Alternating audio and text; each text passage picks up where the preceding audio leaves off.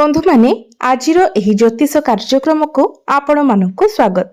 आजिर एही कार्यक्रमटी तुला राशि व्यक्ति विशेष मानक पई बहुत गुरुत्वपूर्ण अटे, बहुत ही खास अटे। कारण एही होली परे परे आपणकर जीवन रे बहुत बड़ परिवर्तन हेबाको जाउछि। आपणको अनेक गुड़िए सफलता मिलिबाको जाउछि। कारण देवगुरु बृहस्पति बकरीरु मार्गी हेबा पई जाउछंती। 11 मार्च 2026 को आपणक जीवन रे अनेक बड़ परिवर्तन आसीबाको जाउछि, जहा आपणकर जीवन को संपूर्ण भाबरे बदलाई देब। बंधु माने एही वर्ष 2026 टी सूर्यंकर वर्ष अटे। एही वर्ष 11 मार्च को गुरु जे कि देवता मानकर गुरु अटंती से बकरीरु मार्गी हेबा पई जाउछंती। किंतु केवल एतिकी नुहे, जून मास आरंभरू जून मास पहिलारू ही दीर्घ 12 वर्ष परे गुरु उच्चस्थ हेबा पई जाउछंती।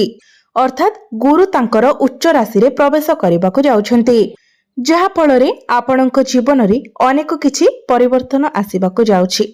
तो बंधु माने एही होली परे परे आपणक जीवन रे कोन सब घटना घटिबाको जाउछि, केउ सब बड़ परिवर्तन हेबाको जाउछि, से विषय जानिबा पई आपण माने भिडियोटी को स्किप न करी शेष पर्यंत निश्चय देखंतु एवं भिडियोटी को लाइक करे चैनल टी को सब्सक्राइब करि दियंतु। कमेंट बॉक्स रे भक्ति एवं श्रद्धार सहित जय श्री जगन्नाथ जय मां लक्ष्मी निश्चय लिखंतु। तो बंधु माने आसंतु जानिबा मार्च 11 परे आपणक जीवन रे केउ सब घटना घटिबाको जाउछि। तो बंधु माने गुरु को ज्योतिष शास्त्र रे सबुठारु अधिक दायित्व वहन करुथिबा ग्रह भाबरे विवेचना करा जाय।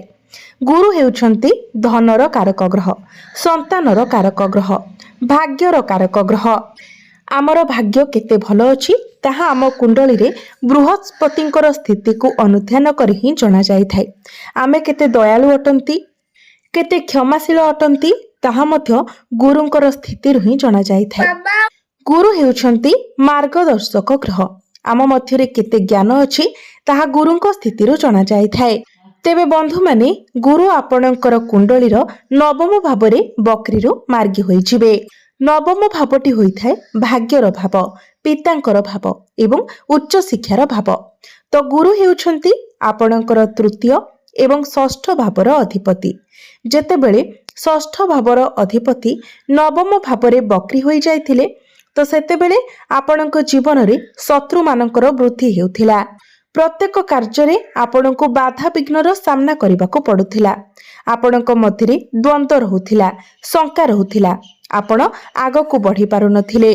गुरु आपणकर नवम स्थान रे थिले, किंतु जेहेतु गुरु बकरी थिले तेणु से आपणको शुभ फल प्रदान करि पारु नथिले। प्रत्येक क्षेत्र रे आपणको बाधा विघ्नर सामना करबाको पड़ुथिला। जदि आपण किछि शुभ काम करबाको चाहुथिले तो आपण अनेक चिंता करुथिले, कन्फ्यूज हो जाउथिले। जदि आपण किछि नूतन कार्यर आरंभ करिबा पई चाहुथिले तो सेतेबेले मध्य आपणक मध्यरे कन्फ्यूजन आसुथिला। सेही काम मध्य अनेक दिन धरि पड़ी रहुथिला। आपणकर योजना पूर्ण होई पारु नथिला। किंतु आपण देखिबे जे मार्च 11 परे यह निश्चित भावरे आपणक जीवन रे एक सकारात्मक परिवर्तन आनिबो। जेतेबेले गुरु आपणकर नवम भावरे मार्गी होई जिवे तो आपणको प्रत्येक क्षेत्र रे सफलता मिलिबो। आपणको संपूर्ण रूप रे आपणक भाग्यर साथ मिलिबो। भाग्य बल रे प्रत्येक क्षेत्र रे आपण सफलता लाभ करि परिबे। एहा व्यतीत गुरु जेतेबेले आपणकर दशम भावरे उच्चस्थ होई जिवे तो सेतेबेले आपणको आहुरी अधिक शुभ फल प्राप्ति हेबो। जून 1 तारिख रे गुरु आपणकर दशम भाव को गोचर करिवे एवं अक्टोबर 2026 पर्यंत आपणकर दशम भावरे ही रहिबे। दशम भावटी होइताए क्यारियर भाव, कार्य क्षेत्रर भाव। दीर्घ 12 वर्ष परे गुरु आपणकर दशम भावरे उच्चस्थ हेबा पई जाउछि। तो जेमिति ही गुरु आपणकर दशम भाव को आसी जिवे तो सर्वप्रथमे यह आपणकर परिवेश को बहुत भलो बनाई देबो। जदि आपण अनेक दिन धरि क्यारियर को नै किछि स्वप्न देखिथिले, किछि चेष्टा करुथिले तो सेथिरे आपणको सफलता मिलिबो। जून एवं अक्टोबर मध्यरे चाकरी मिलिबार मध्य बहुत भलो संभावना रहुछि। गुरु जेतेबेले आपणकर दशम भावरे गोचर करिवे तो गुरुंकर दृष्टि आपणकर द्वितीय भाव चतुर्थ भाव एवं षष्ठ भाव उपरे रहिबो। तो जून एवं अक्टोबर मध्य जदि आपण किछि ऋण नैथिले तो सही ऋण परिशोध करने को मध्य आपण सक्षम हेबे। किंबा जदि आपणकर कोनोसी प्रतिद्वंदिता अछि जहा आपण को घेरी रहिछि किंबा आपण कोनोसी प्रतिद्वंदिता रे फसी रहिछंती तेबे एही समय मध्यरे आपण निश्चित भाबरे सेथिरु मुकुली आसीबे। गुरु आपणक मध्यरे ज्ञान बढ़ाइबे, मैच्योरिटी लेवल बढ़ाइबे। आपणक मध्यरे मैनेजमेंट स्किल बहुत भलो रहिबो, कम्युनिकेशन स्किल मध्य बहुत भलो रहिबो। आपण बुद्धिमान भाबरे काम करिवे। एही समय जदि आपण बैंकिंग रिलेटेड किछि एग्जाम देउछंती, कोनोसी सरकारी परीक्षा देउछंती, विशेष करी शिक्षादान, जोगाजोग, बैंकिंग क्षेत्र किंबा सरकारी शिक्षादान सह जड़ित तेबे एई सब क्षेत्र रे आपणको बहुत अधिक सफलता मिलिबो। दशम भावरे गुरु उच्चस्थ हेबा कारणरू आपणको अनेक शुभ फल प्रदान करिवे। गुरुंकर दृष्टि आपणकर चतुर्थ भाव उपरे रहिबो।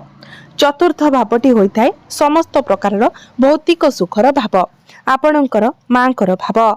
तो 11 मार्च परे आपण देखिबे जे आपणको अनेक दिगरु खुशी प्राप्ति हेबो। परिवार तरफरु कोनोसी ना कोनोसी खुशी खबर आपणको प्राप्ति हेबो। जदि आपण फैमिली प्लानिंग करबा को चाहुतिले तो सेथिरे मध्य आपणको शुभ फल मिलिबो। गुरुंकर दृष्टि आपणकर द्वितीय भाव उपरे मध्य रहुछि। द्वितीय भावटी होइथाय आमर परिवारर भाव, कुटुंबर भाव। तो एवं यह जेहेतु चतुर्थ गृह उपरे मध्य रहुछि तेणु परिवार रे हस खुशीर माहौल लागि रहिबो। जदि एही समय आपण फैमिली प्लानिंग करूछंती किंबा आपणकर संतान जन्म नेउछंती तो निश्चित भाबरे यह आपणक पई शुभप्रद साब्यस्त हेबो। एही समय आपण आपणकर परिवार पई किछि लग्जरियस जिनिस किनि पारंती, किछि बड़ जिनिस किना किनि करि पारंती। एही समय आपण किछि प्रॉपर्टी रे डील करि पारंती, किछि नुवा बिजनेस आरंभ करि पारंती। चाकरी क्षेत्र रे आपणको प्रमोशन मिलि पारे।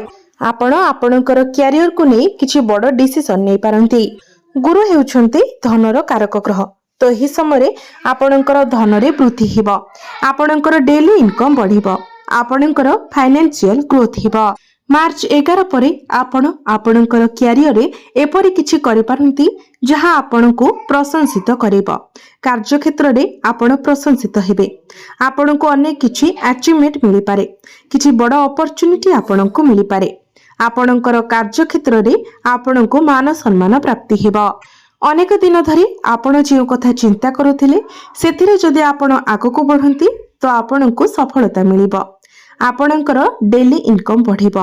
आपण एक्स्ट्रा इनकम विषय रे मध्य किछि चिंता करि पारंती। जेहेतु गुरु हेउछंती आपणकर षष्ठ भावर अधिपति तो एही समय जदि आपण कोनोसी कंपटीशन रे पार्टिसिपेट करंती, कोनोसी स्पोर्ट्स रे पार्टिसिपेट करंती तो आपणको पई ताहा बहुत भलो रहिबो। तेबे मने रखंतु 14 एप्रिल रु 14 मई पर्यंत आपणको पई टिके सतर्कतार आवश्यकता रहुछि। आपण अधिक आक्रमणात्मक हेबे, आपणको मतेरे एग्रेशन रहिबो एवं आपणकर बाणी उपरे मध्य नियंत्रण रहिबो नाही। एही समय आपणकर किछि नूतन बंधु सृष्टि होई पारंती। आपणको आपणकर बंधु मानकर समर्थन मध्य मिलिबो। आपण आपणकर वैवाहिक जीवन रे मध्य एक सकारात्मक परिवर्तन देखिबाकू पाइबे। पूर्वरु जदि आपणकर वैवाहिक जीवन रे कोनोसी प्रकारर मनांतर मतांतर लागि रहुतिला, आपणक मध्यरे डिस्टर्बेंस हेउतिला तो सेथिरे मध्य आपण सुधार देखिबाकू पाइबे। आपणकर वैवाहिक जीवन सुखमय हेबो। आपण दुई जण मिसी किछि बड़ डिसिजन नै पारंती। तो निश्चित भाबरे गुरुंकर मार्गी हेबा एवं उच्चस्थ हेबा आपणको अनेक गुडिये सफलता आनी देबो। आपणकर जीवन रे अनेक गुडिये सकारात्मक परिवर्तन आपण देखिबाकू पाइबे। आपणको सफलतार शिखर रे पहुंचीबाकू थिबा अनेक बाधा विघ्न दूर होई जिवो। आपण निश्चित भाबरे सफलता आडको गति करिवे। तो एबे आसंतु जानिबा किछि उपाय विषय जो उपाय गुड़िक करबा द्वारा आपणको अधिक मात्रा रे शुभ फल प्राप्ति हेबो। तो सेथिपाई आपण प्रत्येक दिन शुक्रंकर बीज मंत्र 108 थर जप करंतु। प्रत्येक दिन आपण हनुमान चालीसार पाठ करंतु एवं प्रत्येक दिन आपण उदित सूर्य को तंबा पात्र रे जलार्घ्य अर्पण करंतु एवं प्रत्येक दिन ସକାଳ ସମୟରେ ଆପଣ ଓମ୍ ନମଃ ଶିବାୟ ମନ୍ତ୍ର 108 ଥର ଜପ କରନ୍ତୁ। ତ ବନ୍ଧୁମାନେ, ଆପଣଙ୍କର ଜୀବନ ମଙ୍ଗଳମୟ ହେଉ, ଏହା ହିଁ ଈଶ୍ୱରଙ୍କ ନିକଟରେ ମୋର ପ୍ରାର୍ଥନା।